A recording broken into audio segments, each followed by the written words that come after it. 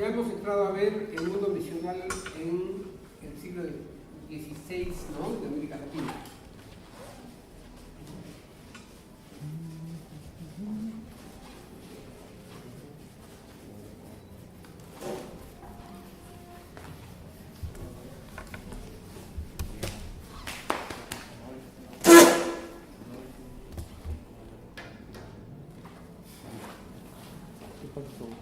Espero que ahora no haya conflictos para escuchar la música. Hemos hablado de las tres grandes etapas, digamos, en que dividiríamos el mundo colonial, que son el 16, el 17 y el 18, ¿no? Sin embargo, también hay que entender que esto no es tan esquemático, así, donde se acaba el 16 ya el 17 es otra cosa. El trabajo misional, el mundo misional, donde parezca que no, fue absolutamente determinante para la configuración del perfil cultural de América Latina, por todo lo que implicó el conocimiento de una nueva idea religiosa, una idea completamente ajena al que habían tenido los americanos, ¿no? La idea de un Dios que no se ve, que no se toca, que no se palpa, pero que, digamos, existe como una especie de inteligencia que gobierna todo el mundo, era novedoso para los mexicas, para los chichas, para los incas, para todo el mundo.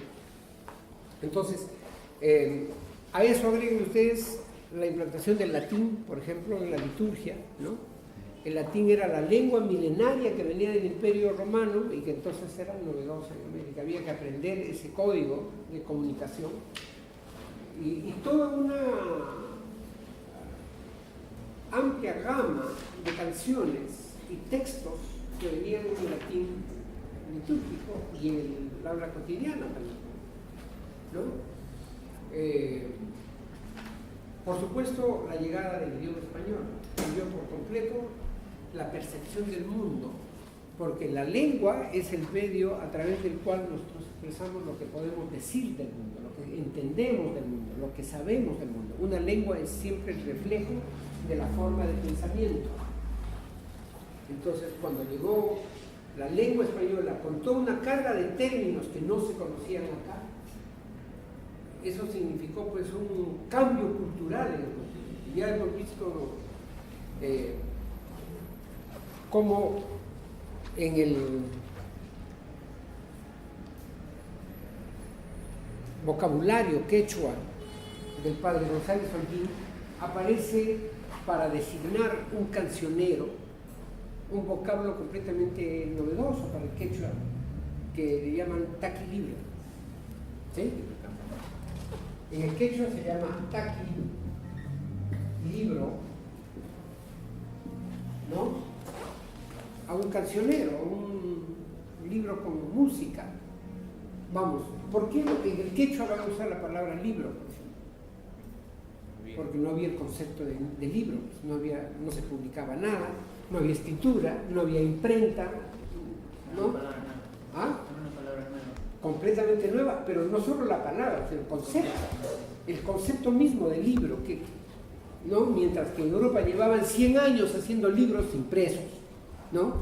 100 años, digo, porque libros a mano se hacían desde los griegos, ¿no? Pero el concepto novedoso del libro impreso era recién llegado, porque la imprenta se inventa en el siglo XV con Gutenberg, y ahí nomás descubren América, ahí nomás llegan a la conquista, ¿no? Entonces, esto, por ejemplo, se registra en el vocabulario del padre González Holguín como un vocablo novedoso, ¿no? No existe. El concepto no existía, el concepto del libro no existía. Tampoco existía el concepto de Dios, porque una cosa es que los incas o los mexicas le rindieran tributo o homenaje o agradecimiento al sol, a la luna, a la lluvia, ¿no? a todas las fuerzas naturales, porque de alguna forma la vida de los individuos depende de eso, ¿no? Pero el concepto, ese concepto moral de un Dios cristiano, que es buena gente, cabrón, perdonavidas, castigador, ¿no? Eso no entendían los indígenas eso, ¿no? No entendían eso. Para ellos era la tierra, el sol, ¿no? La madre tierra, por ejemplo. ¿Por qué? Porque es lo más parecido a una mujer, ¿no? Da vida, se le fecunda, la tierra siempre es generosa, dadivosa, como la mamá, ¿no? Alimenta nomás, pues sin preguntar, ¿no? Esos conceptos había. Entonces, el concepto de religión que había en el mundo americano era totalmente diferente del mundo que trajeron los misioneros, ¿ya? Entonces, de cualquier manera, este trabajo misional fue un poderoso medio para que se diera, primero, el proceso de transculturación, el proceso de aculturación y el proceso de enculturación.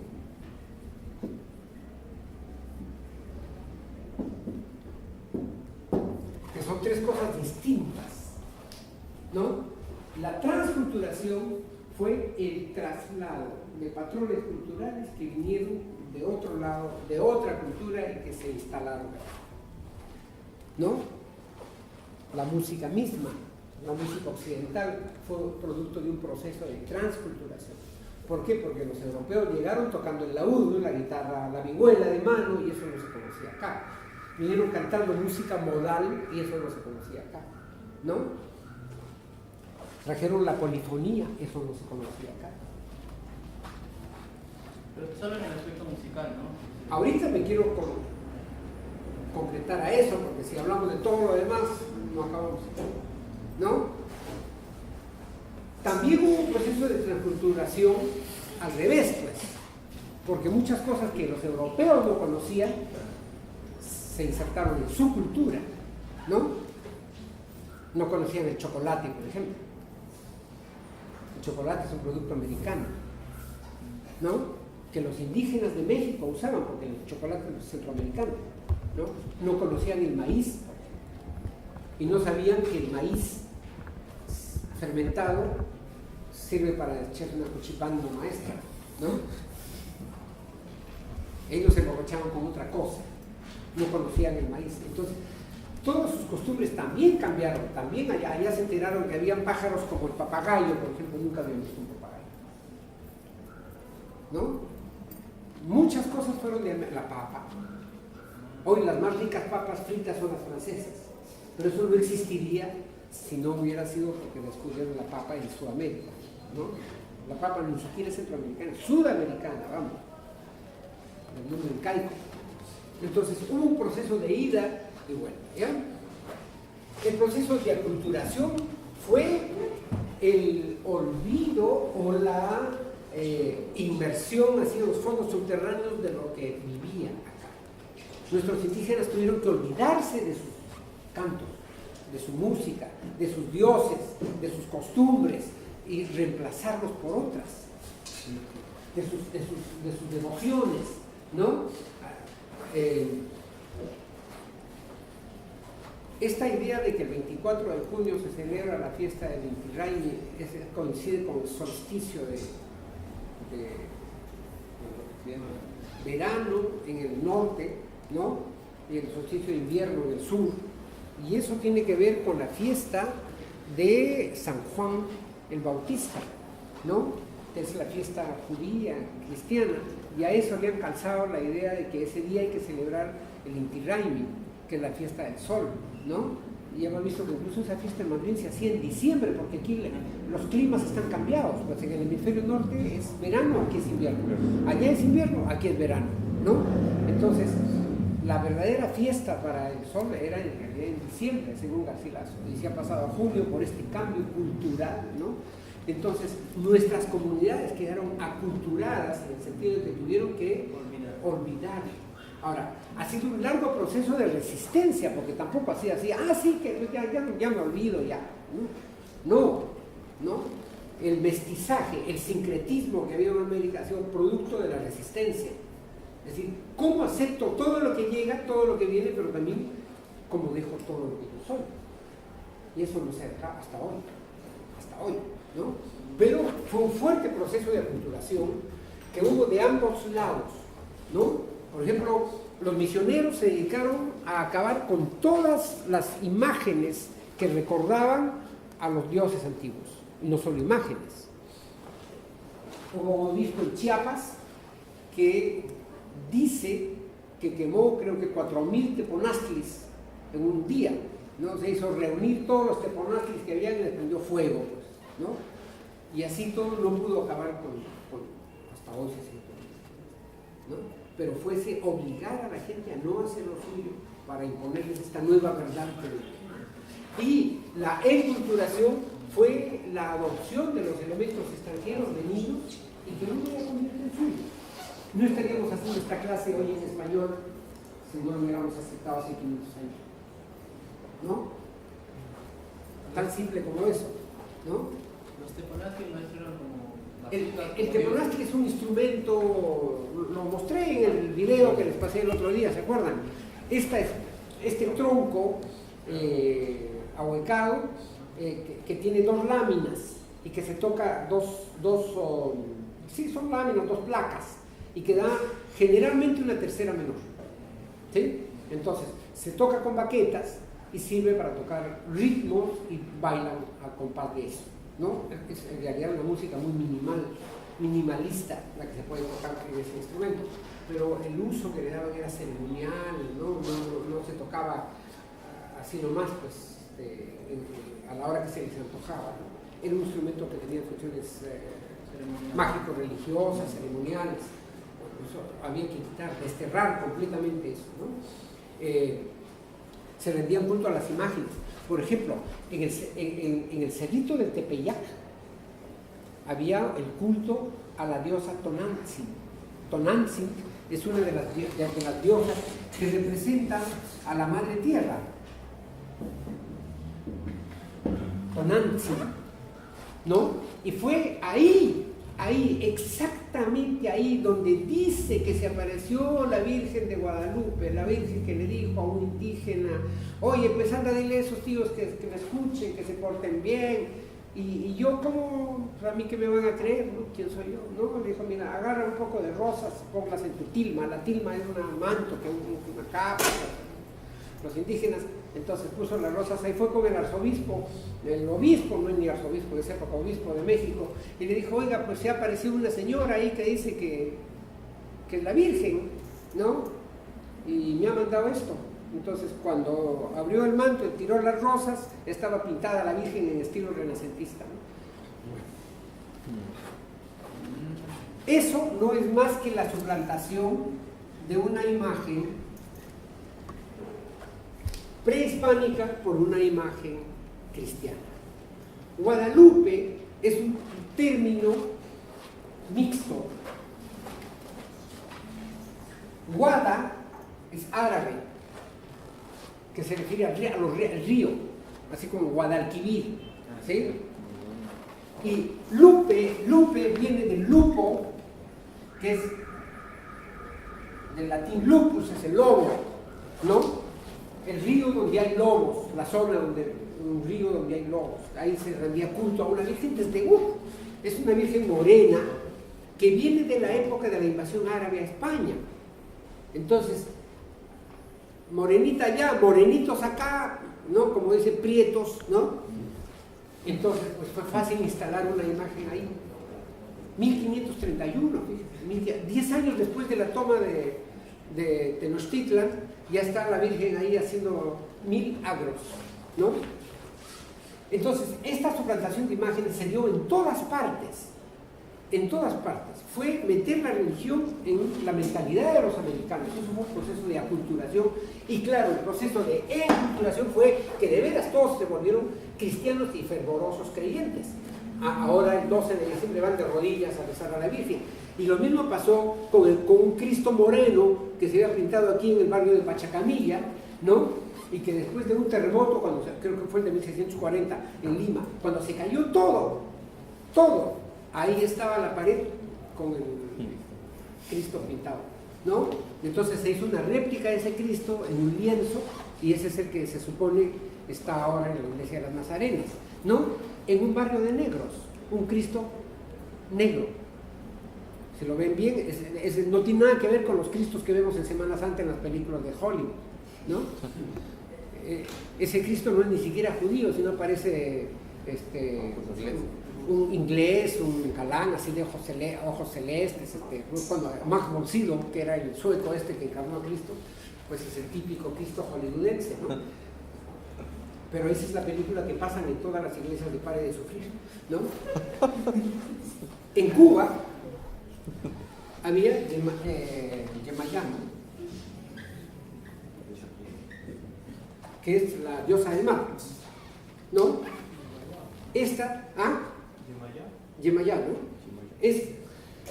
La imagen se suplantó por la Virgen de la Calidad del Cobre, ¿sí? Entonces, el proceso misionero implicó pues una aculturación de las comunidades nativas y un proceso de enculturación, es decir, que al final todos acaban asumiendo que son vasallos del rey, que son cristianos, algunos fervorosos cristianos, y hoy no existe ninguna festividad popular que no pase por la mezcla de estos elementos folclóricos y religiosos a la vez, ¿no? O sea, el día, no sé, pues el día de la fiesta de San Quién, que es patrón del pueblo tal, ¿no? Bueno, ese día hay, por supuesto, misa, procesión, pachamanca, borrachera, todo junto, ¿no? Han sido procesos que se han dado en la conformación del perfil cultural del mexicano, en todos los países, en todas partes, de México hasta. Entonces, mucho de eso tiene que ver con el trabajo que hicieron los misioneros. Ya les he dado las órdenes que llegaron, etc. Entonces, vamos a escuchar ahora un conjunto de piezas que pertenecen a este universo que empezó en el siglo XVI y apenas iba culminando el siglo XVIII.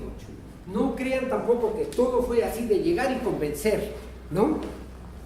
Digo, hubo resistencia. En un principio hubo mucha resistencia y a veces las comunidades indígenas decían sí para no meterse en problemas, ¿no? O sea, les preguntaban si querían ser cristianos y decían sí, aunque en su fuero interno sabían que no. Hola, hay un relato de una comunidad de lacandones en Chiapas, México, cuando tomaron preso a un cacique. Los lacandones fueron la última comunidad indígena que solo pudo ser catequizada en el siglo XVIII. ¿Sí? En el XVIII. O sea, ya cuando estaba casi llegando a la independencia de América, ahí recién se convirtieron a los lacandones. Y entonces un día tomaron preso a un cacique y finalmente le dijeron que si se arrepentía de sus idolatrías, ¿no? Y aceptaba ser cristiano, y él le dijo que no quería ser cristiano, que le estaba bien así, ¿no? Por supuesto, lo quemaron vivo. En cambio, otras comunidades, una rebelión en Santo Domingo de las Casas, por ejemplo, de las comunidades indígenas, en 1712, se hizo en contra del rey de España, ¿no?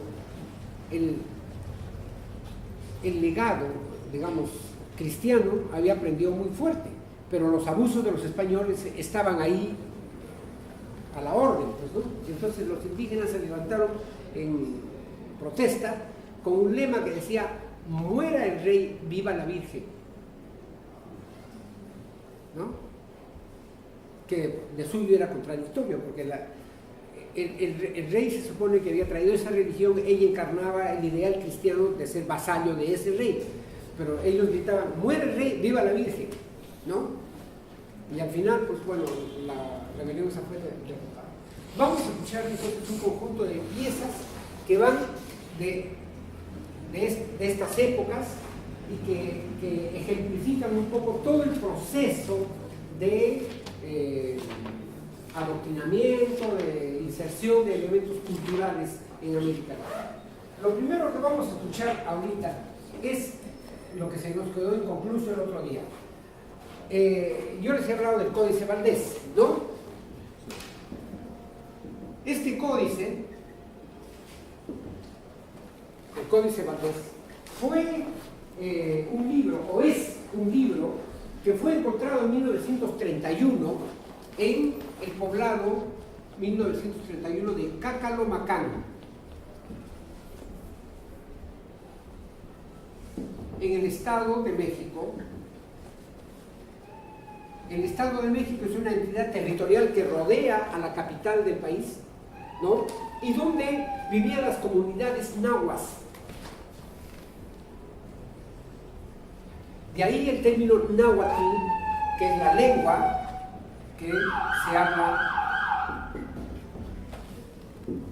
que se hablaba en la región central de México. Entonces, ¿Era una tribu? no, son la esencia de la cultura mexica, los que hicieron el imperio mexica, ¿sí? Los náhuatl. Es preferible usar el término una comunidad, ¿sí?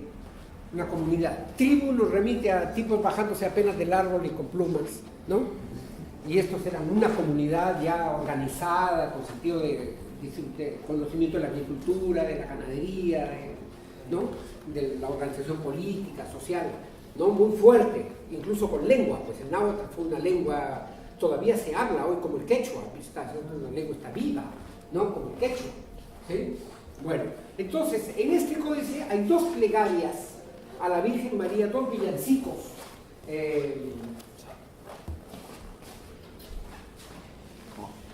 escritos en polifonía, del año 1599. El códice, un libro hecho a mano, está fechado en 1599, o sea, al final del siglo XVI, como resumiendo toda la enseñanza de los franciscanos en esa región.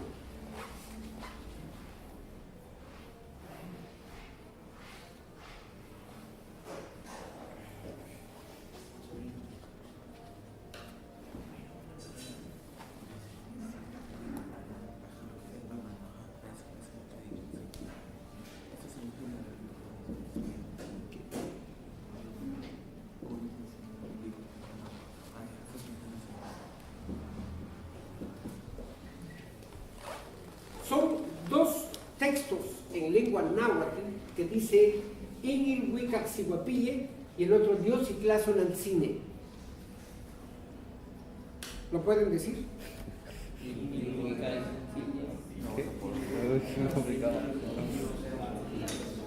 Dios y Tlazonantzine. ¿Sí? Son dos piezas, una a 4 voces, la otra a 5 voces, compuestas probablemente por un músico indígena que no sabemos cómo se llamaba, pero cuyas iniciales en el manuscrito aparecen así.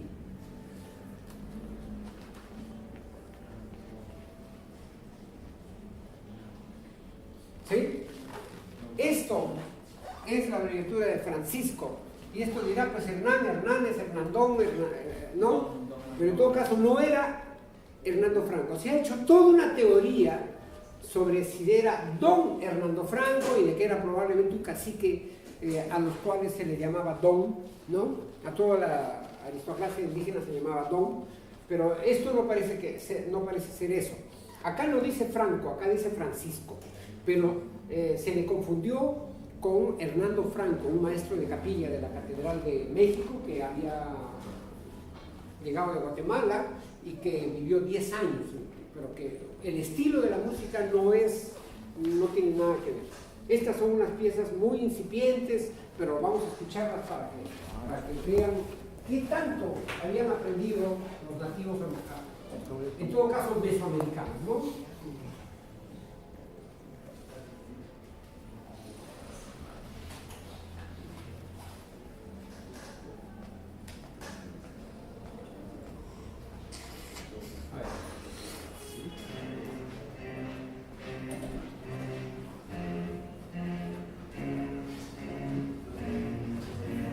Esta es una grabación de una interpretación hecha en el coloquio de lenguas indígenas con el grupo que yo dirigía, que cantamos, hicimos un programa de todas estas músicas en lenguas indígenas.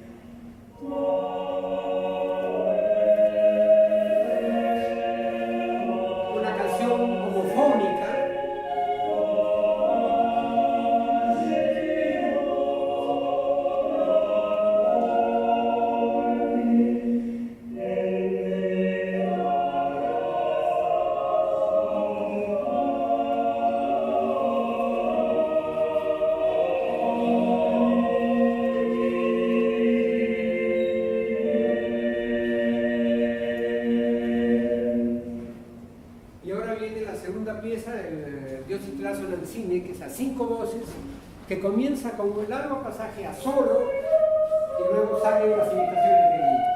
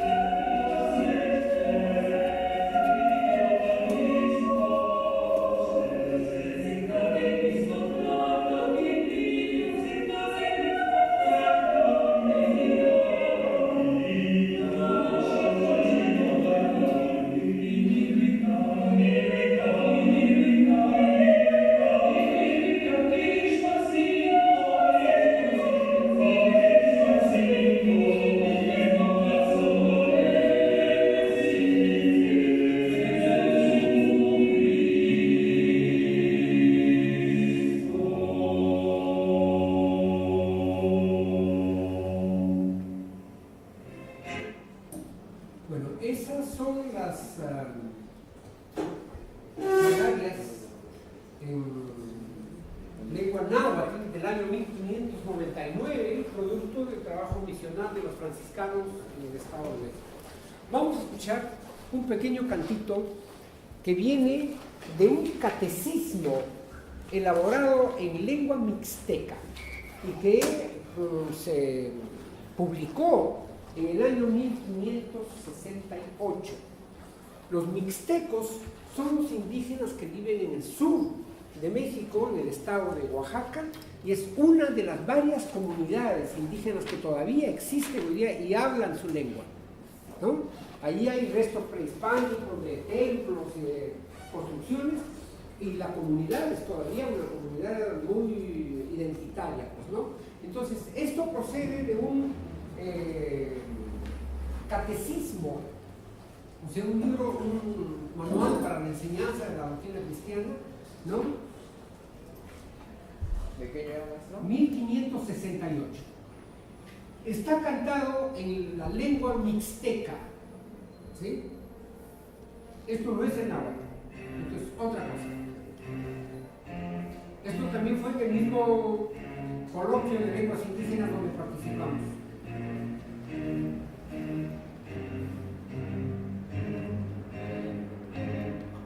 El grupo no se llama Coro Virreinal, se llama Capilla Virreinal de la Nueva España, pero bueno, ahí...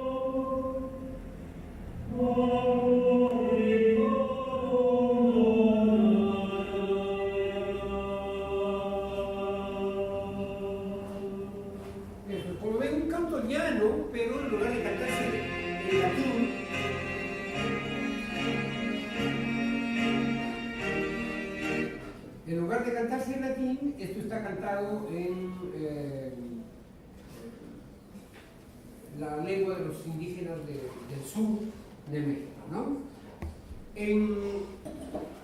Esto fue el trabajo de los dominicos. El sur de México y Guatemala fue sobre todo territorio de los dominicos.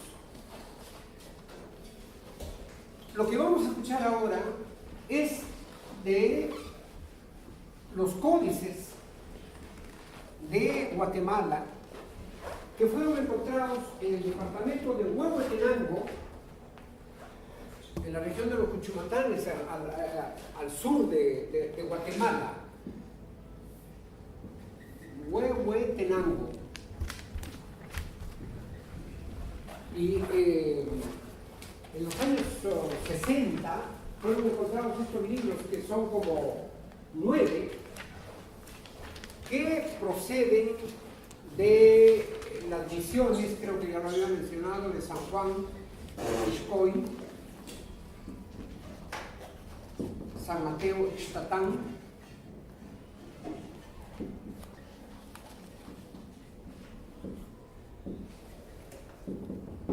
y Santa Eulalia.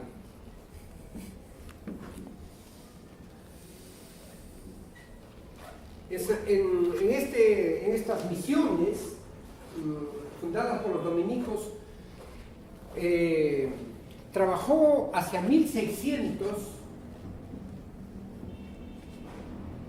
un indígena que era el maestro de capilla llamado Matías Pascual, al cual se le atribuye la composición de una cantidad enorme de piezas que han sobrevivido en estos libros.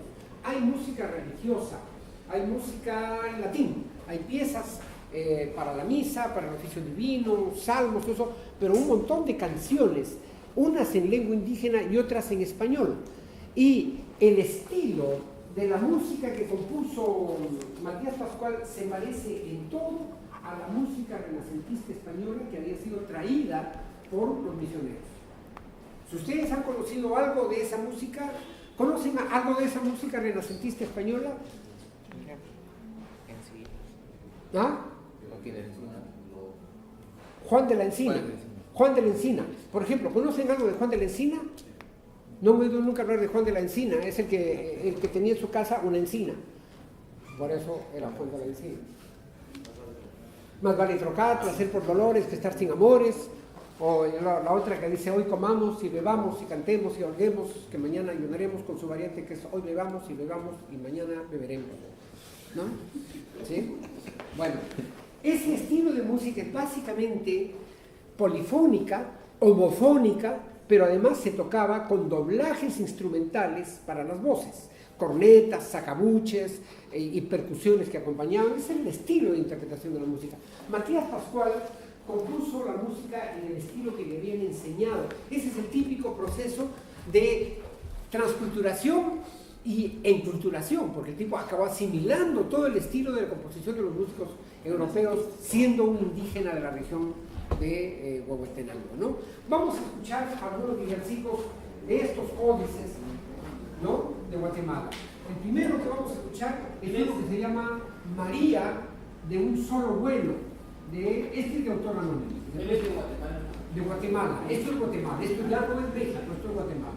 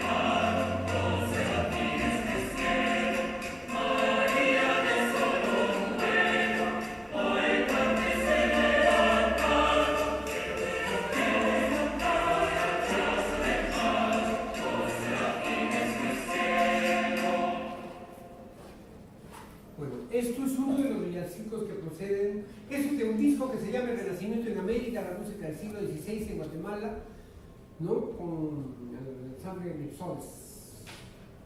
O sea, maestro, podríamos decir que a partir del siglo renacentista, como que la música de América con Europa se fue, claro, en la historia se fue uniendo, ¿no? Se fue uniendo, y es ahí donde tuvimos que quemar etapas.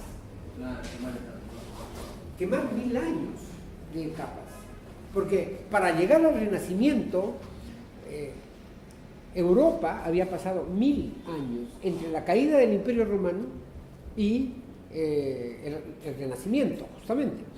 Y musicalmente eso había significado, primero, la decantación de un material como el canto gregoriano, que era la síntesis de muchas culturas.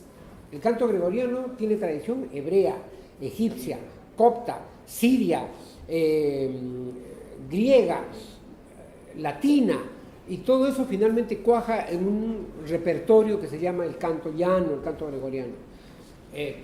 Después viene la invención de la escritura, la aparición de la polifonía, el desarrollo de los estilos que van desde el órgano paralelo, ¿no?, hasta la escuela franco-flamenca, y luego esa maravilla de contrapunto técnico tan perfecto que es la escuela romana, Palestrina, Orlando el Lazo, ¿no? Todo eso. Eso era 1000 años de tradición. Y de pronto, en menos de 100 años, estos músicos tuvieron que aprender, ¿no? ¿Sí? Ahora, es un poco fácil decirlo, ¿no? Llegaron, les enseñaron y ellos aprendieron, ¿no? Pero cuando oímos las armonías un poco duras, por ejemplo, de las plegarias que hemos oído antes, ¿no? Es porque no habían aprendido a evitar las quintas paralelas todavía, por ejemplo, por eso suena así, ¿no? Esto ya está mucho más. También habría que conceder que de repente Tomás Pascual era más talentoso que el Hernando Franco ese del Estado de México, ¿no? Pero tampoco sabemos, por ejemplo, esta pieza que acabamos de oír era anónima, a lo mejor la compuso un europeo y le sirvió de modelo a los indígenas, ¿no? Hay muchas cosas no descubiertas, sueltas, cabos sueltos, ¿no? Ya se han hecho tesis doctorales sobre estos códices, lo menos 3 en Estados Unidos, pero más bien ha sido transcribir la música y ahora un poco interpretarla, pero hay muchos cabos sueltos que no acabamos de... No sabemos, por ejemplo, el nivel de preparación de los músicos que vinieron de Europa, que eran frailes, pero también esos frailes pues tenían la tradición milenaria del canto gregoriano, o sea, para ellos cantar todo esto era natural y fueron incorporando la polifonía. En cambio aquí los nativos tuvieron que ponerse a mano. Los cronistas dicen que tenían gran facilidad para la música y Fray Toribio de Benavente, que los indígenas llamaban botolinía en México, habla de que un indio tlaxcalteca, o sea, de la región de Tlaxcala, que está ahí cerca de la Ciudad de México, a un par de horas, había compuesto una misa polifónica.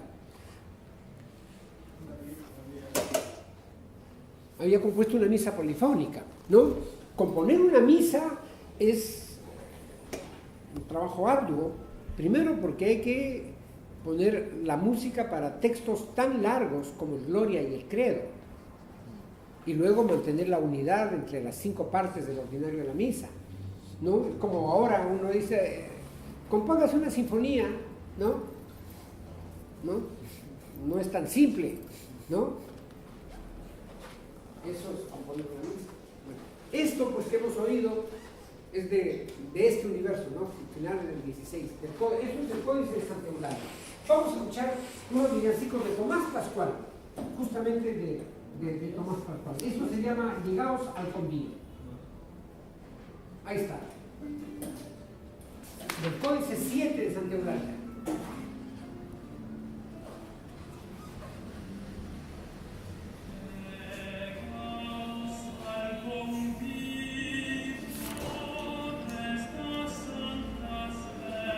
Este es del disco que hizo el grupo Ronga de Cuba.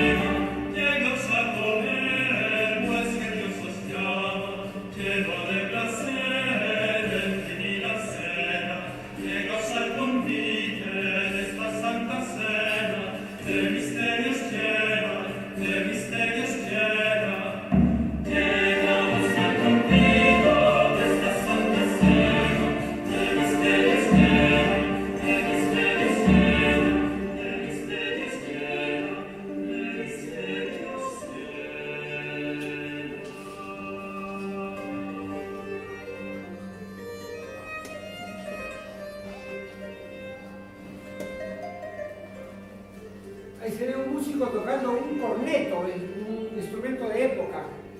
Este que está aquí al lado de la izquierda arriba toca así.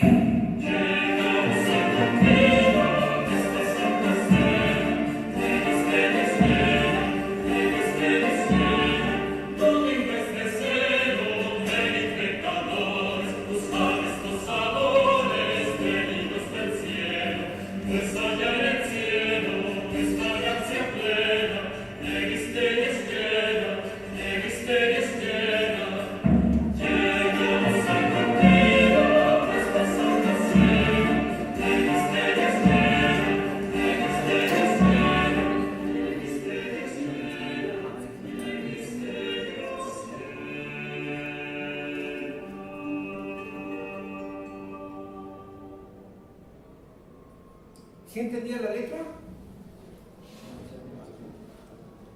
¿Entendían la letra? Que decía: llegaos al convivio de esta santa cena. ¿Cuál means that? A convidarse. ¿Ah? Convidarse, compartir. Claro, ¿qué sería la santa cena? Pues. ¿Ah? No. No, pues la Pascua. No, menos. En Santa Cena, en Semana Santa si hay una. Si hay una. En la misa, La comunión. La hostia. Ya.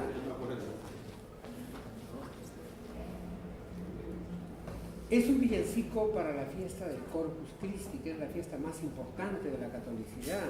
El Corpus Christi ya viene, ya se celebra ahora en junio, ¿no? Es el cuerpo de Cristo. Y el cuerpo de Cristo está representado en la hostia, y la hostia se come, que es el pan, pues, ¿no? Entonces dice: llegaos al convivio de esta santa cena. Es una invitación a participar de comer el cuerpo de Cristo. Pues todas las imágenes eran alusivas a eso, a la partición del pan y toda esa cuestión, ¿no? Bueno, es un villancico para la fiesta del Corpus. Esto se componía para las diferentes festividades del año y se cantaba en las catedrales, templos, pero en las misiones también. Y esto no es repertorio de la Catedral de Guatemala, esto es de las misiones, esto fue encontrado en los pueblos de indígenas, ¿no? Creo que ya les dije eso. Estos libros se los vendieron los curas a un coleccionista. Y al morirse, el coleccionista los donó a la biblioteca de la Universidad de Bloomington, en Indiana, en Estados Unidos. Ahí se conservan todos los códices. Ya por eso se han hecho tesis doctorales, se están estudiando. ¿No? Bueno, tengo una pregunta. ¿Eso es San Juan y son los frailes, no? ¡No! ¿Quiénes son los? ¿Quién es San Juan? A ver, no hay que ser católico para eso. ¿Ah? ¿Un santo? ¿Cuál santo? No es cualquier santo. ¿Ah? Hay 2 Juanes. 3 Juanes con el rockero, pero eso es otro.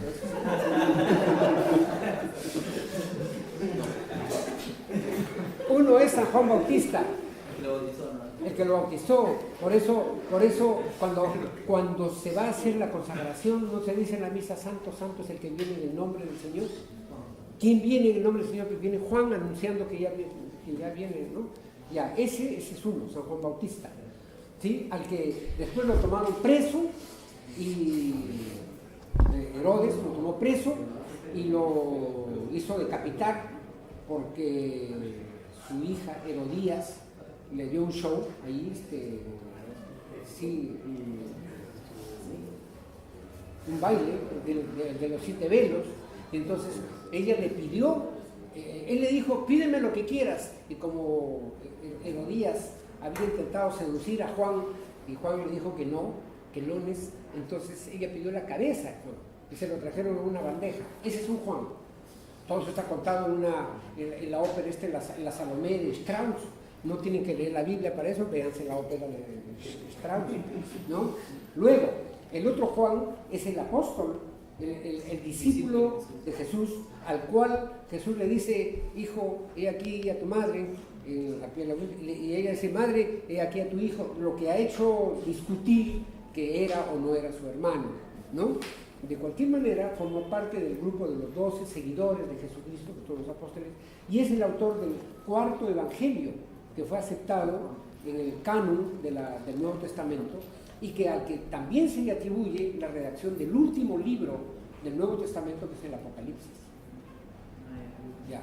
Entonces, todos los pueblos que se fueron fundando en América, esta es la tradición española, se hacían bajo la advocación de un santo, es decir, bajo la protección o la dedicación a un santo. ¿Ya? San Juan era uno de ellos. Sobre todo porque San Juan Bautista tiene que ver con una cosa fundamental en el siglo XVI, con el bautizo. ¿Sí? Entonces, él es el que bautizó a Cristo. Y los misioneros venían a hacer lo que había hecho Juan, bautizar a todos los indígenas de América, a todos los nativos naturales de América. Entonces, San Juan, en el pueblo de Ixcoy, Ixcoy es el nombre del pueblo, se llama San Juan Ixcoy, ¿no? Es el nombre del pueblo donde los misioneros dominicos enseñaron la doctrina. Otro pueblo estaba dedicado a San Mateo. ¿Quién es San Mateo? Otro apóstol de Cristo. Él trabajaba en la SUNAT, pero Cristo le dijo, sígueme. Ya, entonces, él era recaudador de impuestos. Era de los 12, creo que el único que sabía leer y escribir. Los demás nada, no habían ido a la escuela, no había escuela. ¿No? Bueno, en su homenaje se llamó San Mateo Ixtatán. Y Santa Eulalia es una mártir de la iglesia bajo cuya advocación se fundó este pueblo. Todos los pueblos tienen un santo patrón.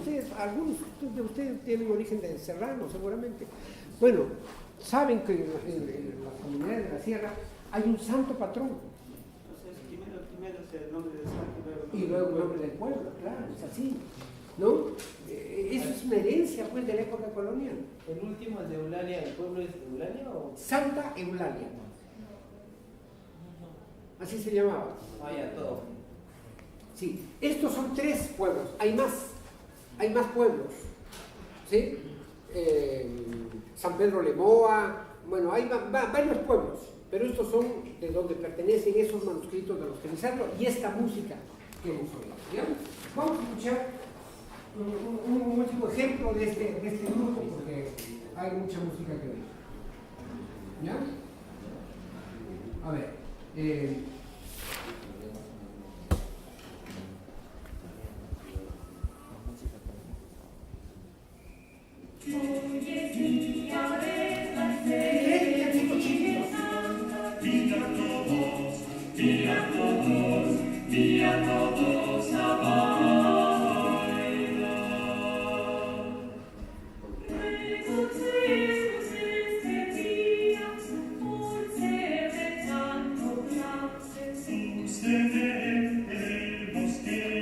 Ahí está el mapa. Guatemala y Centroamérica.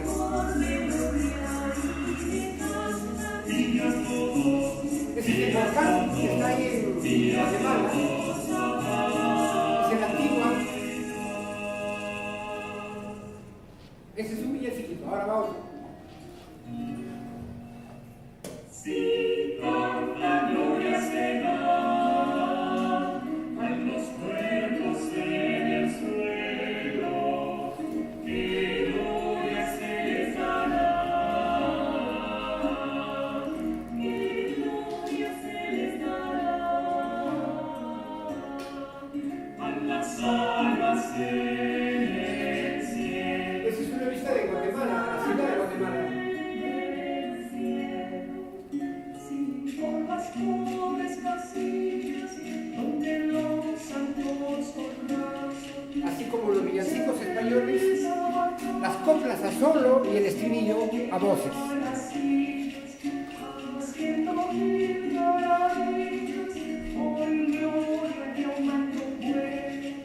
Si tanta gloria se da a los cuerpos en el suelo, que gloria se les dará, que gloria se les dará a las almas en el cielo, a las almas en el cielo.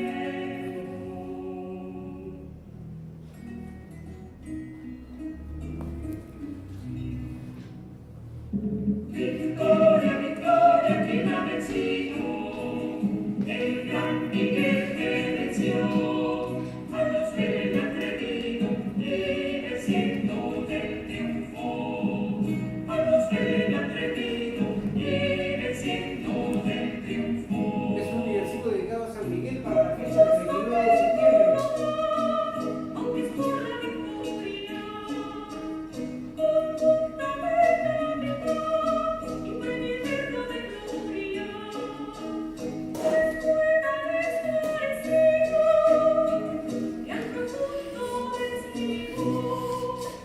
Victoria, victoria, quien ha vencido, el gran Miguel que venció a los del atrevido y venciendo el triunfo, a los del atrevido y venciendo el triunfo.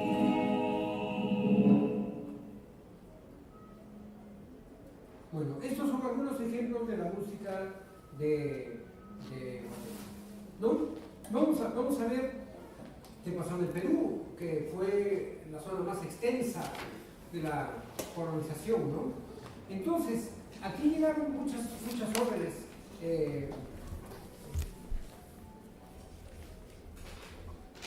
Déjenme buscar un poquito las imágenes para mostrárselas.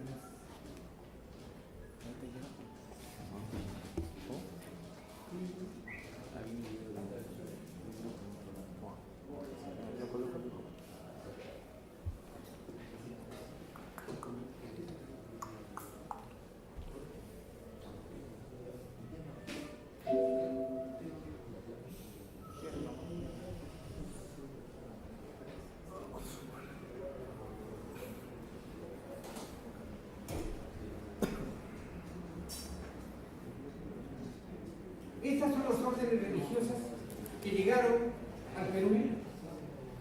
Los dominicos en 1528, los mercedarios en 1534, los franciscanos en 1542, los agustinos en 1551 y la Compañía de Jesús, o sea, los jesuitas, que llegaron en 1568 para el trabajo educativo y misional. Y son los que principalmente se dedicaron al estudio de las lenguas aborígenes. ¿Ya? Eso para tener una idea de...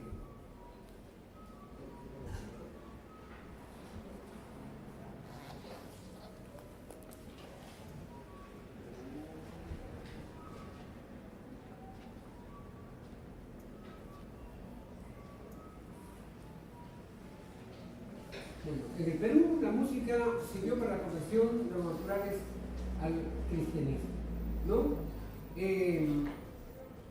La polifonía europea, dice Garcilaso de la Vega, fue tan rápidamente comprendida que en 1560 ya existía un conjunto de ministriles, de flautistas que tocaban al servicio de un señor Juan Rodríguez de Villadobos, que tocaban, dice, cualquier pieza de polifonía, ¿no?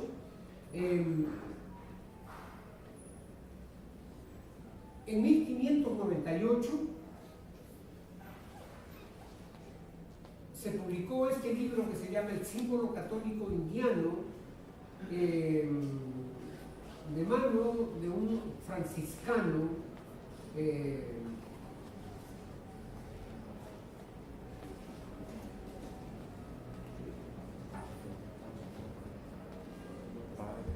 es Fray Jerónimo de Orea. El libro se publicó en 1598 y contiene una cantidad de textos en lengua bilingüe, en edición bilingüe, en latín y quechua. Hay oraciones en español también, y lo que plantea Jerónimo de Oré es una serie de ejercicios y de cantos que deben hacerse a lo largo de diversas horas del día y para los diferentes oficios, ¿no?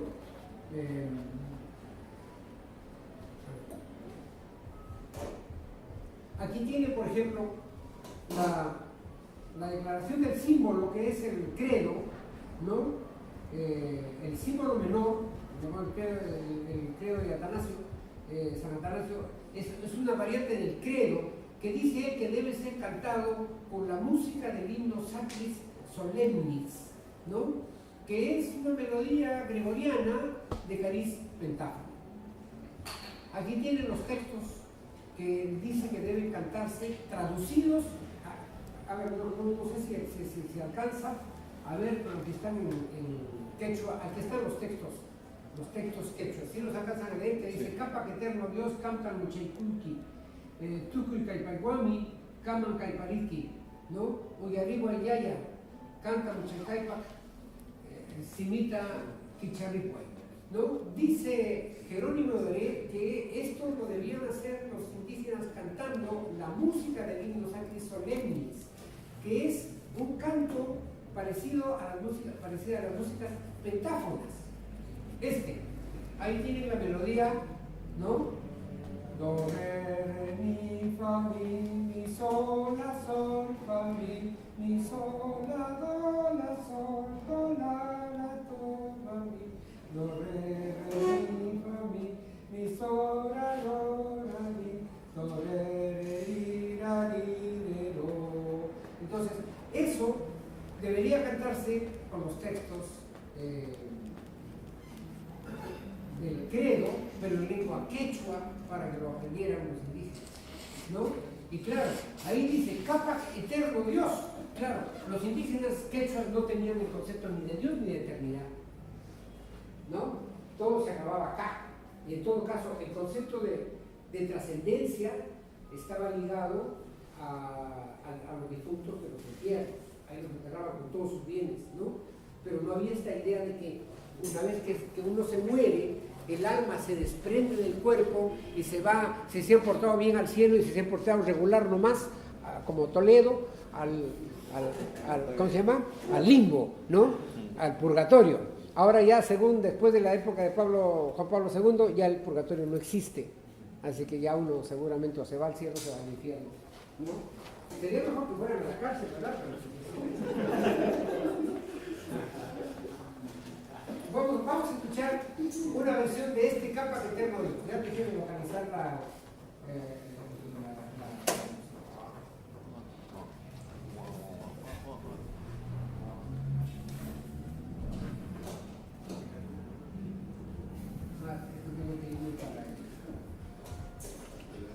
¡Agua!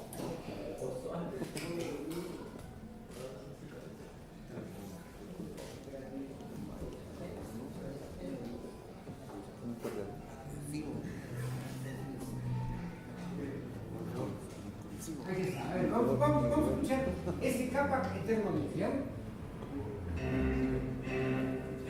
Lo mismo fue en el coloquio este.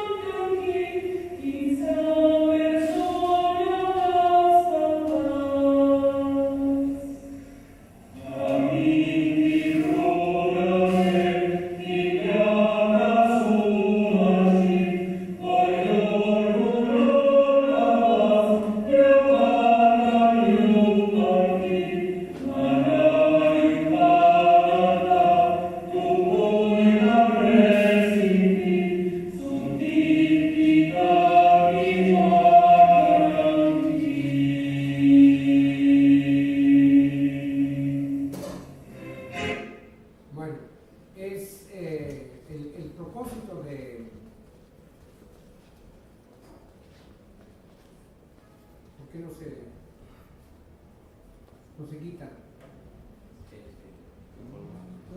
¿Qué hacemos?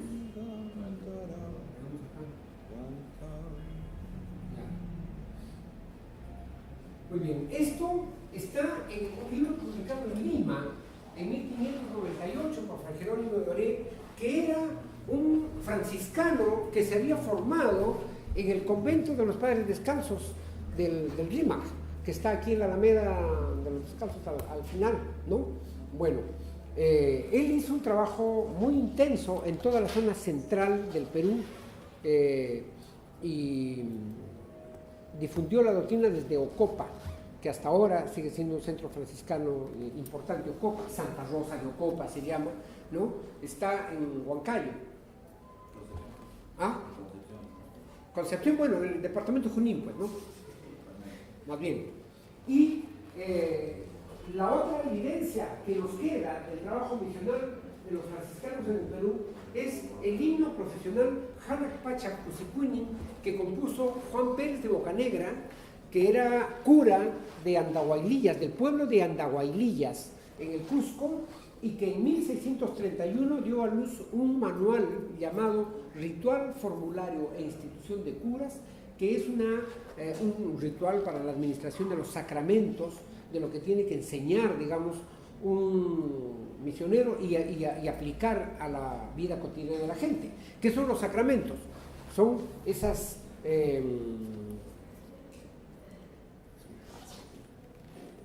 como donaciones, digamos, que la Iglesia da a los creyentes, que deben ser administrados por un religioso, ¿no? Bautizarse, confesarse, confirmarse, casarse, morirse, ¿no? Todo implica una asistencia, un auxilio espiritual, digamos, ¿no? Bueno, ese canto, el Hanak Pacha Cusicuini, es un himno que está en 20 estrofas en lengua quechua, para ser cantado por los indígenas al ingresar al templo. Era un canto procesional. Eso dice el documento. Y en el libro, que es un volumen muy grueso, es la única partitura, pero es también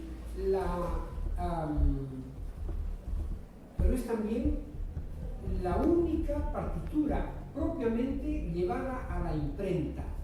Fíjense, aquí tienen se lo voy a poner bonito ahí para que lo vean, el manuscrito que aparece publicado en el Ritual, Formulario e Institución de Curas de Juan Pérez de Bocanegra. Se dudaba si él fuera el autor, pero en alguna parte del libro él menciona haber compuesto la música para ese largo texto que dice Hanak Pacha Cusicuini. Esto está escrito a la manera renacentista, es decir, divididas las voces, no está en partitura, sino ustedes ven que está triple dice, o sea, eso es la voz de la soprano, ahí con su clave de do primera, allá está el alto, aquí está el tenor y ahí está el bajo. Esto es un libro pequeño, es un manual, entonces es nada más una guía para el sacerdote, para enseñar.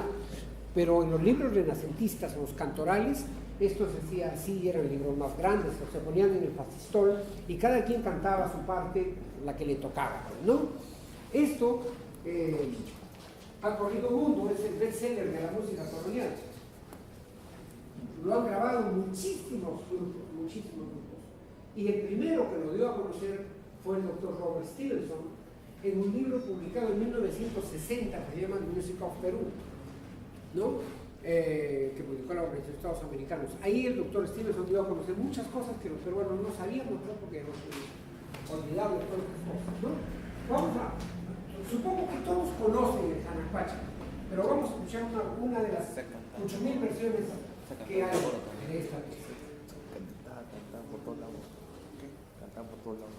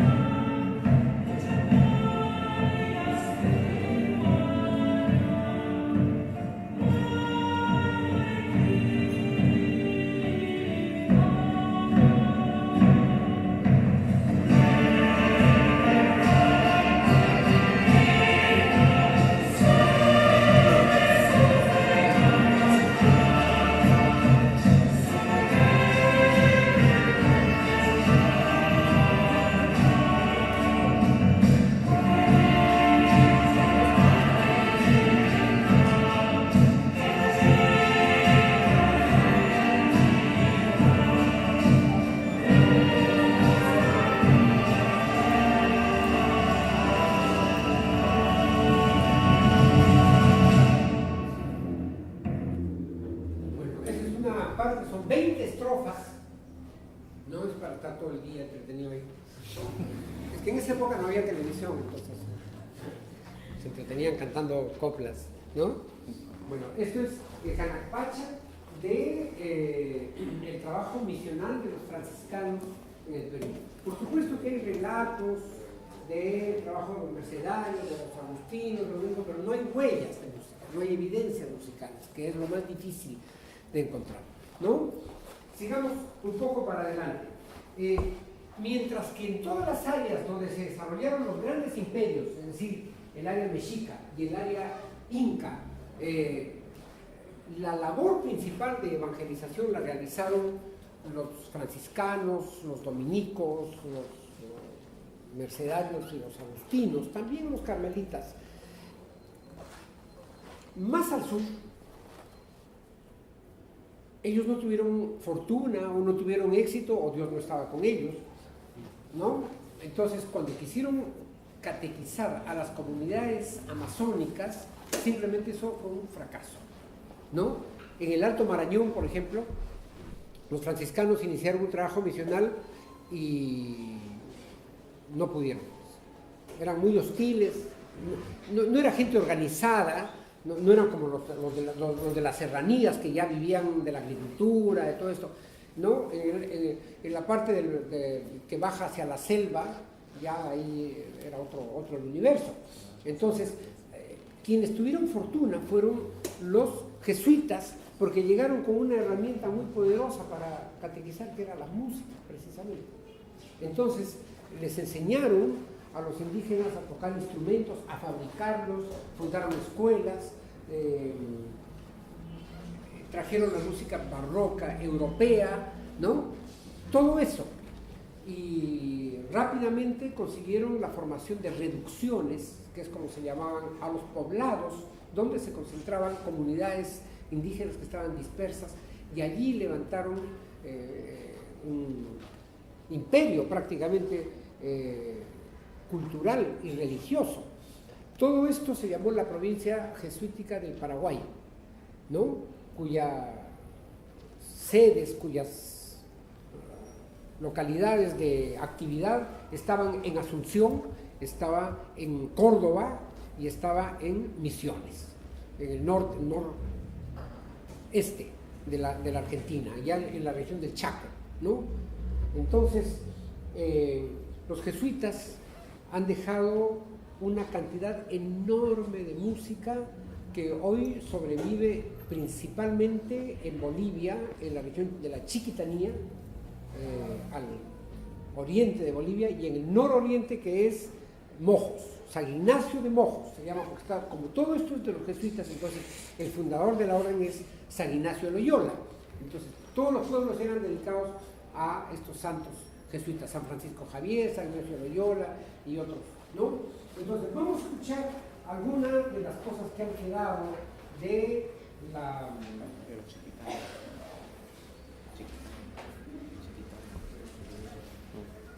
herencia jesuítica, ¿sí?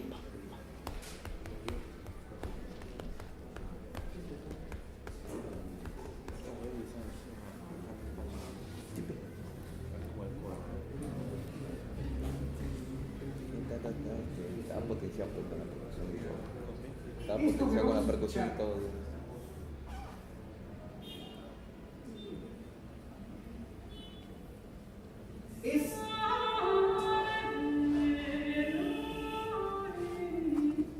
Esto es una Salve Regina.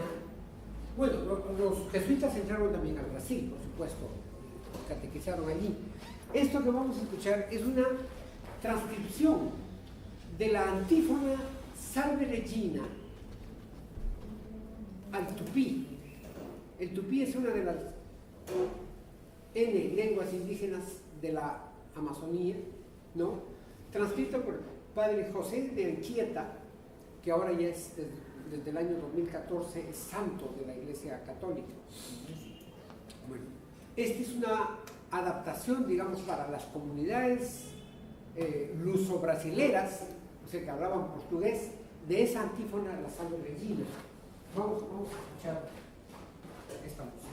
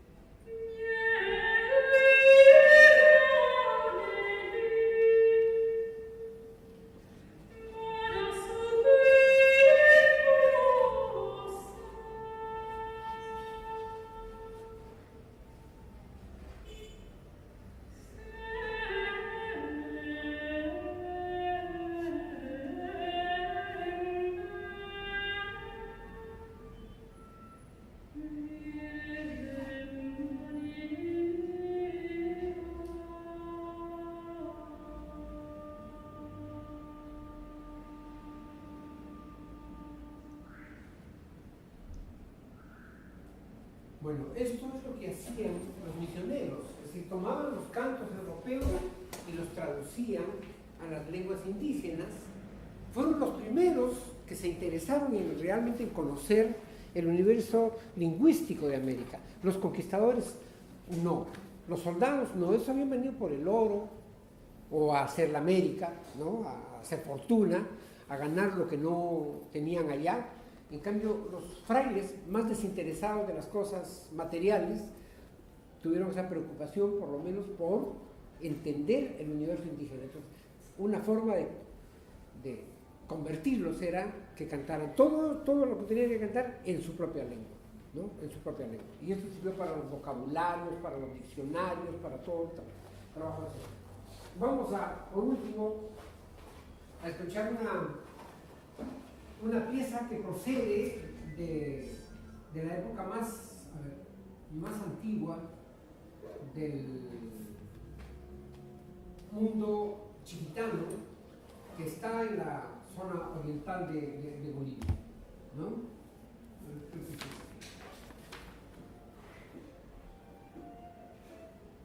Esto es un canto probablemente del siglo XVII que fue recogido por los misioneros que visitaron Bolivia, los primeros jesuitas que llegaron en 1691 a la Chiquitanía. Ese canto que oímos,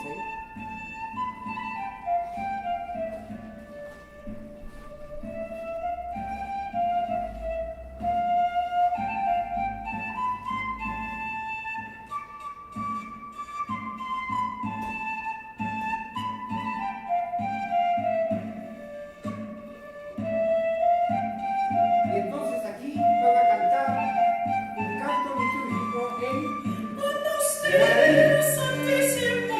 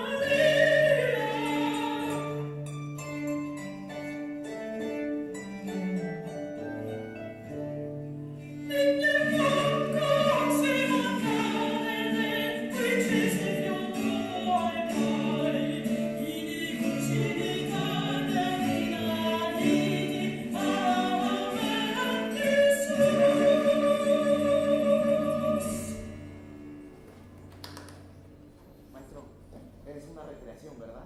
Todo es una recreación. Todo lo que hemos oído hoy es una recreación.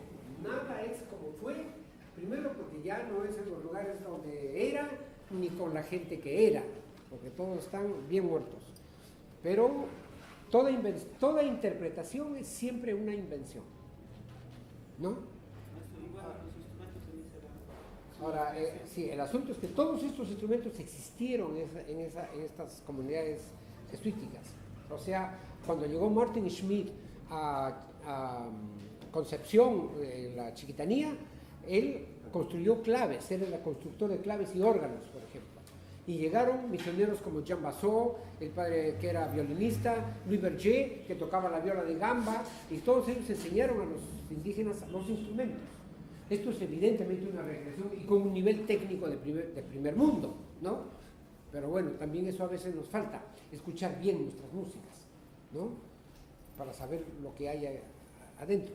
Bueno, esto fue un poco el resumen de ese mundo misional que vino de la mano de los franciscanos, los padres, los dominicos, mercedarios, jesuitas, etc., ¿no? Un poco así a vuelo de pájaro en todo el continente. La próxima sesión vamos a ver ya el mundo catedralicio, que es el más interesante, ¿no? Digo, no es que esto sea interesante, pues, pero en el otro hay música de otro modo, ¿no? Listo, ¿quiénes han llegado después?